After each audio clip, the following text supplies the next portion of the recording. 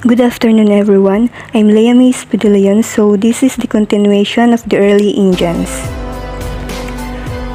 So the history of India is filled with incredible stories of thriving civilizations, religions and cultures, dating all the way back to the Paleolithic age.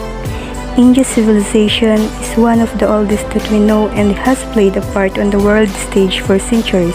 And even still today, while it is impossible to truly capture all of India's history in one video, it still serves as a worthy topic to delve into. Evidence of cave paintings and the stone tools have revealed that the first sign of human activity in India can be traced back to somewhere between 400,000 and 200,000 BC. Details concerning the civilizations inhabiting the region back that long ago do not exist, but we do know that one of the first sophisticated societies to walk the lands of India was the Harappan people, who likely existed throughout the first few thousand years BC. Positioned along the Indus River, the Harappan people had their own writing system, advanced social and economic system, and impressive urban cities and architecture. It is unknown why this civilization collapsed around 1500 BC, but some attribute their demise to the common floods and other natural disasters in the region or potentially invaders from Western and Central Asia. So the next known civilization to leave a mark on Indian history books was the Vedic Aryans. These people were initially migrants who spoke an early form of Sanskrit and were determined to stay true to their own tribal identity. The name they've been given, the Vedic people, comes from four sacred texts or Vedas that have presented researchers with a glimpse into the civilization's lives and beliefs.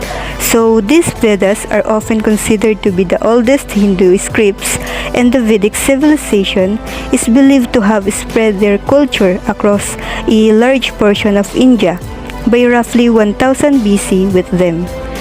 The Vedic Aryans brought their philosophical beliefs.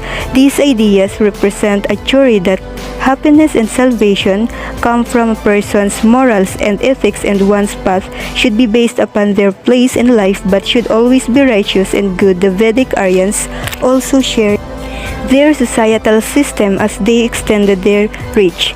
This system was made up originally of three tiers: Brahman or priest, Kshatriya or warrior, and Vaishya or commoner. The Aryans continued to spread their tribal settlements across India throughout the following centuries as their own civilizations grew and flourished in both culture and trade. A series of 16 individual settlements or states spanned across northern India, including the Gandhara, Kosala, Kuru, and the Magadha. The latter particularly flourished under the rule of Chandragupta Maurya during the 4th century BC as it began to expand and its leader grew his own authority and worked to form the Mauryan Empire, which is believed to be the first Indian imperial power. The Mauryan Empire established its capital in Bathali Putra near modern-day Patna and constructed extraordinary temples, libraries, palaces, and even a university. The empire's trade success was impressive and it maintained a remarkable governmental system and a strong army by the time of the third emperor. The grandson of Chandragupta, a stance of non-violence was taken after a bloody struggle against the kingdom of Kalinga due to the emperor's new Buddhist beliefs. Siddhartha Gautama, the Buddha, had been born in 560 BC, and by the reign of Emperor Ashoka, the religious system he had founded was becoming more and more prevalent throughout India, potentially due to their unwillingness to participate in conflict, though the Mauryan Empire eventually dissolved in the 2nd century BC. After the last line of the Maurya line, Brihadrasha was murdered by his commander-in-chief who would later found the Shanga dynasty in 185 BC, despite the fact that Brihadrasha's assassin Pushyamitra was rumored to have persecuted Buddhists, it appeared that Buddhism faced no decline concurrent with his rise to power.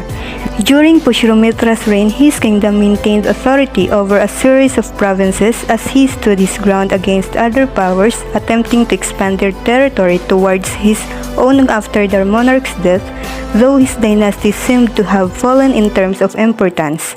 The dynasty is not known to have done anything notably relevant, and their control was short-lived. A variety of settlements and invading powers controlled India, at this time one being the Kushana kingdom, known for their significant trade involvement with Chinese, Persian, and Roman empires along the Silk Road. One Kushana ruler, Kanishka, in the 1st century AD also converted to Buddhism and helps to further the religion throughout the region in 75 AD.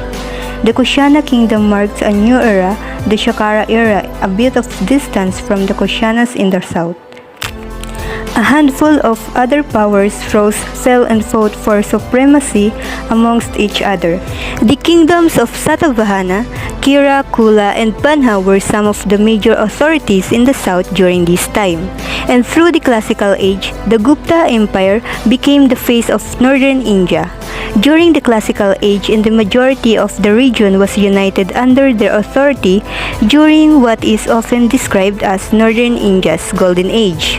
The reign of the Gupta Empire is regarded as a time of law and order as well as cultural flourishing.